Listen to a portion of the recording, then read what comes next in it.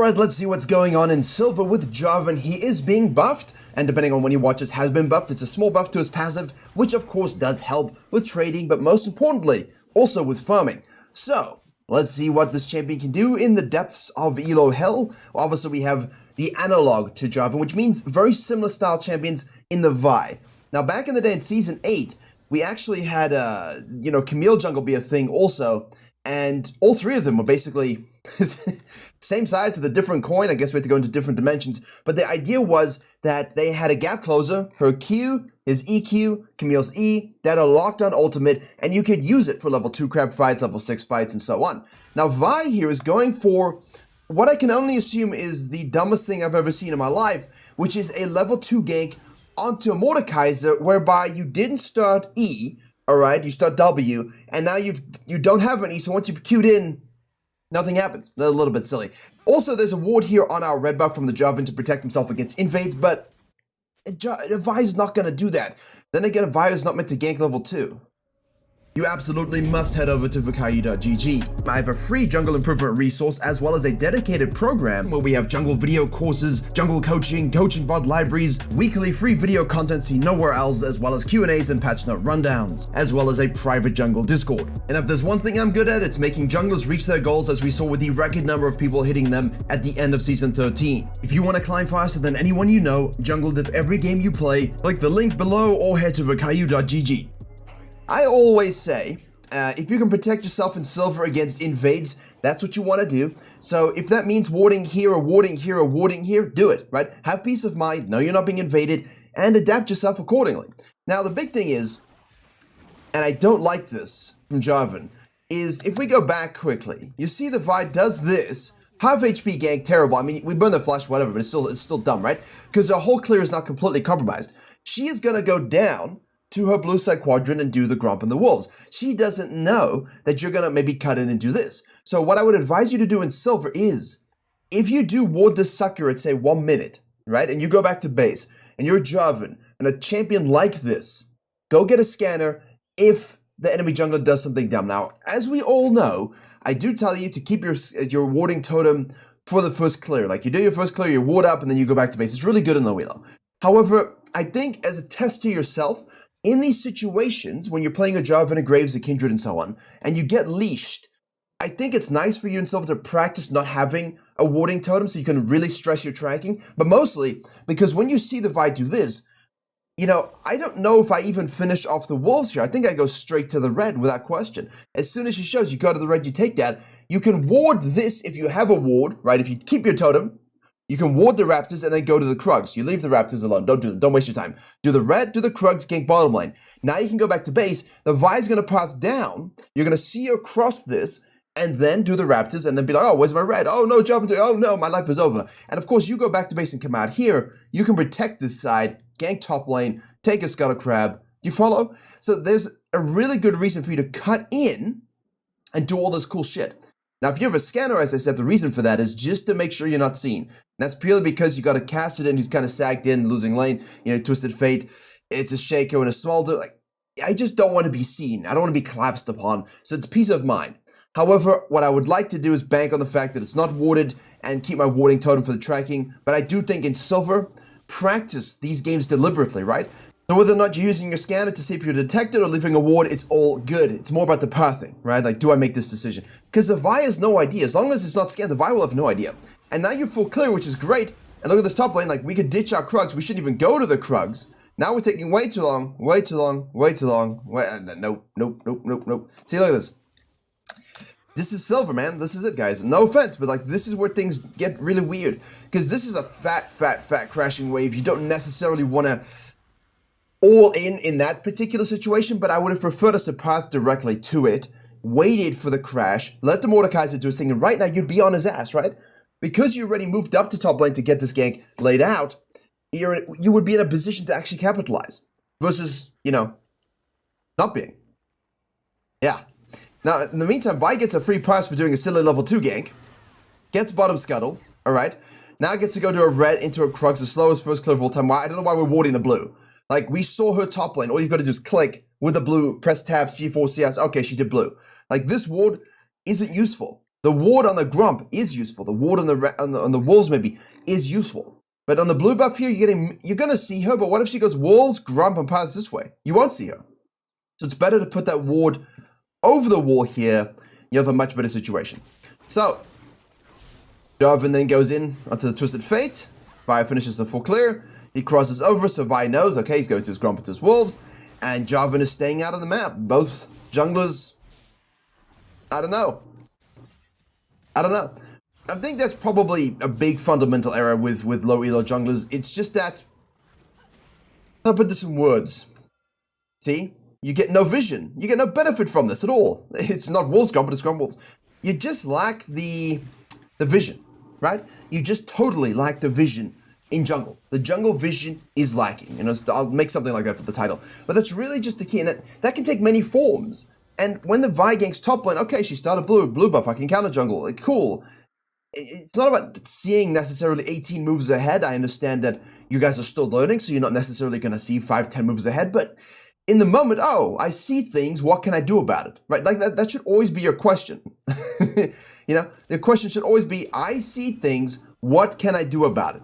And that's where you learn. You will make the mistake, you will make the good play, and you'll learn from those things. Now here the Vi doesn't hit the Scryer's Bloom, which is interesting. I think we should hit the Scryer's Bloom. Obviously we want to see where the Jarvan is. And the Jarvan doesn't go back to base. It's a level 6 York. We're level 5. We see the Twisted Fate mid lane, and we of course have burned his TP. We do the flash EQ. He's going to ult away. That's...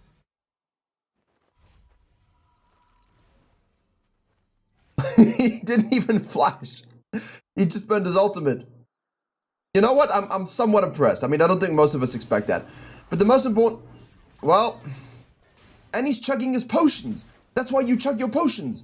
Oh no! What Well, you know... I thought this was a little bit of a passive game and things were going a little interestingly. But that's beyond interesting. Now, as you all know from the gold coaching on this channel, see, as Vi here, Kassadin has no TP. Twisted Fate has no TP. Just shove the wave with him. I know he's going to be like, don't take my CS, don't take this CS then. Just help him push it out, get the crash off, and you can bounce. Because now we really want to go back to basic control this whole bottom side, because we want this Hextech Dragon, but Jarvan again. Anyway, as I was saying, Jarvan again, like in those gold coaching videos, they stare way too long. There's no reason to sit. I mean, if you only have 1,600 gold at 7 minutes and a half, you've not had a good game. And 44 CS, by the way, if you're silver, is a good one to know. Always know this number 44 CS. It's a full clear, a Scuttle Crab, and a second clear. And once you understand that, you're in a good spot. So when a Jarvan doesn't show, when someone doesn't show in low elo and they suddenly show up with 44 CS, you know what they've done. 2 clears plus a crab. That's cool. But why are we staying out? You know, now we're going back to base. We've not even hit level 6. We took 1 grub. What was the point in that? Because we're sitting on, I mean, okay, right. You got this, and this. Okay, fine. But now you're sequencing off, right? Your sequencing's totally off. You're thinking about doing the dragon anyway. I mean, that control wood is important, sure, but I don't compromise my entire tempo for it, right? I make sure I'm playing smoothly so I don't have to make a decision between basing and a control ward. Right. We want to go in onto the Twisted Fate. The Vi wants to go in onto the Kassadino. Gets the ult. We're going to dunk the Vi, but obviously her cooldown is not that incredible such that it's a gate, but, you know, it is going to go down at this particular stage. We're at 11 seconds. Later on, it's going to be way... Like, wait a second. 11 seconds seems long. Am I missing something? Shouldn't be like... I don't want to say 8 seconds, but it should be down there. Why are we maxing W? Max Q. So you get the cooldown all the way down. Primary gap close. You want it up as much as possible. Anyway, so yeah, that's my point. The point I was trying to make is she's queuing in here. Jarvan's going to alter, but that Q with haste and at 3 points in it, you know, she's going to be in and out of your ult if you can't kill her. It's not really going to, depending on when you ult, it's not going to stifle her too much. So I don't know if I want to waste my ult on it, but I understand he was trying to save the Kassadin. But yeah, guys, Yudo.gg is free. Type in your name, type in your champion's name. Look at the ability max and go with that. It's just, you don't need to, you know, look, success in this life, whether it's League of Legends, business, school, or whatever, is based upon failure, right? We learn from failures, we get better, we learn to double down on the successes, and we learn how to dominate our situation through that. it doesn't mean the failure has to be yours. You don't need to test every variable of viability max to be like, I need to learn Vi by myself. You're not proving anything to anyone. It's dumb. Use the resources available. It's basically like saying, I'm not going to use the library because I want to discover all knowledge by myself. Well, unless you lived in ancient Egypt, you can't do that. So the best thing for you to do is just use the knowledge we have, the tools we have to gain access to information quicker so you can actually push the boundaries sooner. Because you're going to spend all the time doing this and die, and you've never learned anything new. Right? So just please use a stat site. Stop being a hero. You don't know anything. You're ignorant, and that's not a bad thing. It's a good thing. Acknowledging, hey, I'm ignorant on subject X is how you become knowledgeable in things. I was ignorant too at one point, big time. Look, let's do the Jarvan here, the dragon here. Let's do the Jarvan. Let's do the dragon. Vi's just like, oh, I'll try and contest it. Obviously, you don't necessarily want to do that. The W max is gonna, look at the W max, yes. But do you really expect every jungler and champion to stand still and let you smack them? No, you do not. So what we're looking at here is look, the Eclipse Vi build is very good. It's strong. It's better if you do Q max, obviously. The benefit there is max health HP damage that's coming through. That's why you saw so much damage with lethality and so on, but no. Do your Q. So Yorick is annoying because he takes all the grubs away from us. I think as a jungler on the enemy team, sometimes you have to accept that Yorick is going to do these things, and your benefit is, as I said, if you're not going to vertical jungle Vi early, sequence upside, cut in for the gank, get the gank off, help your Mordekaiser, and create prior for this. If you don't create prior for objectives, you're not going to get them, but this is such a big thing in low elo, right? Vi's 2 kills of 5, which is solid. Not amazing, but solid. Jarvan is 1 out of 3. Again, fine. You existed in the game. But I think most of us can agree that in these low elo games, they're usually bloodbaths. And when you have 1 or 2 kills out of 10, 15, 20, you're letting the game be coin flipped by people who aren't you. And that's a problem. Because now look at this. There's nothing to talk about here. The Vi, I like the gank from the Vi, obviously, but it is a Kassadin who flashes away. Her ult's available. She's going to do that. Kassadin has ult up again. Let's see. Yes, there we go. See, now imagine if you had Q, it would be up again, right? We got 2 points in it now, but it would be up again right now. So you could go over the wall and maybe do something. Obviously, the Mordekaiser's TP'd in, but it's just to illustrate the timing issue. Now, we Q over the wall here. We now have our ult. There we go. See, that's what I'm saying. So you don't really want to ult a Vi with Q. So it's a waste of time from the Jarvan. Really dumb. And they're playing around mid lane, but they're not playing around mid lane in the right way. So the jungle vision, again, is lacking. They're not seeing the macro. They're not seeing the opportunities. No one's going bottom lane. Low HP. No one's thinking about it. The Vi's just gone to a Grump, not thinking about what can I do next. The Jarvan's just gone to his red, not thinking, hey, maybe we can kill the Yorick. Because you can't, because you're down 3 levels. And now you're complaining in a Discord, hey, the top lane is up 3 levels. How can I kill him? Why'd you let him do that? Now we've EQ'd off the wall. We're going to get trapped here without an EQ combo again. You're gated by that E, which is 12 seconds. 11.53 with that 4-3 with our haste, obviously, but it's just a little bit ridiculous. There's no impact. There's no visceral impact, and I think I've said it a lot for low elo games. The reason you can't carry is because you have no impact. You're coin flipping your laners. Yes, we all agree on this. We all know this at this stage. But the biggest thing and what causes that is a lack of vision. So what you need to focus on is when someone shows or does something, look at it and say, what can I do about it? And again, failing in that regard is fine, because then you can Google and YouTube things. All right, how do I track? You can go watch educational videos and you know what to look for. I was in the situation where I tried to do mid lane things and the Vi showed up 3 times and I don't know why. Watch a video and find out those answers, right? So posing the question, because you have used your vision, is going to allow you to unlock your jungle. And now look at this, just waffling. It's astro waffling, which is why in silver and low elo, everyone says, twice. How do I win these games when a Yorick gets super fed? How do I win these games when my bot lane doesn't do anything?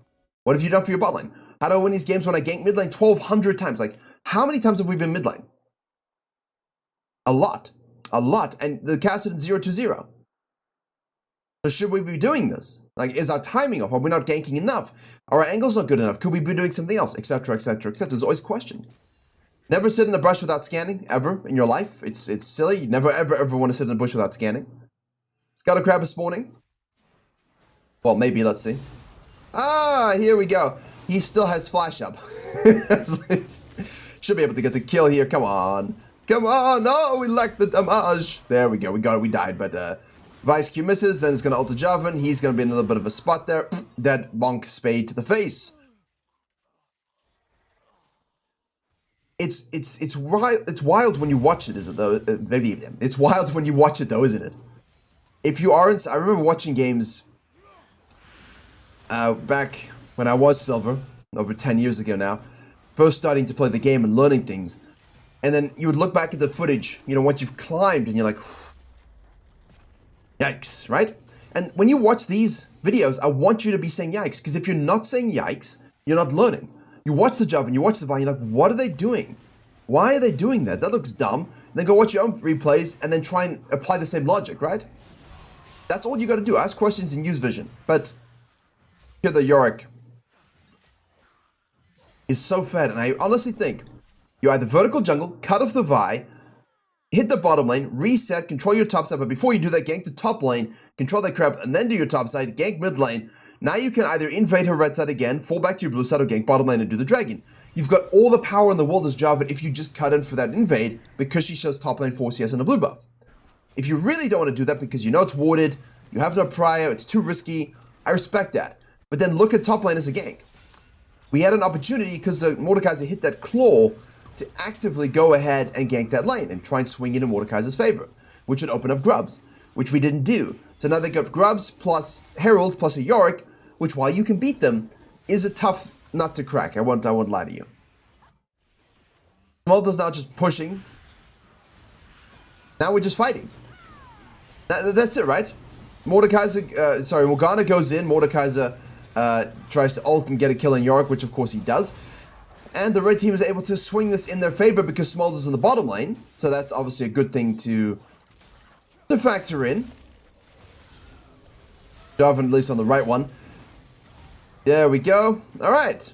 Cool. Is that a Dragon Force? Hopefully it is. But you know, Smolder's just split pushing, so they take the numbers advantage fight, which that's fine, right? Good. Little bounty cleanup. Shake out of position. Smolder shows up now. Nice Q from the Morgana. W used. Jarvan goes in. Vice rotating from base here. Now again we have 5 Yorick's gone to the top lane, so we have numbers advantage, so we want to try to use it. Nice Q again by the Morgana. The claw misses from the Mordekaiser, but we get the kill. And now what do we do? Because we're kind of back in the game a little bit. However, we have to be able to deal with the Yorick on the top side. So here you kind of want to not do that. That's tragic. You kind of want to go and kill this guy now. You've got numbers. They've lost 3. Go ahead. Kill him while you can. Use your numbers advantage while you can. Smolder, let's check the stacks. 118.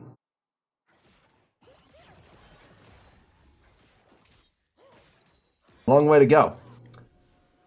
But you should be able to get it by 90 minutes, which is weird, but yeah, you know, it is what it is. So, 225, a long way away for the Smolder. We'll check when he gets that, maybe if we remember, but look at the damage there from the Yorick.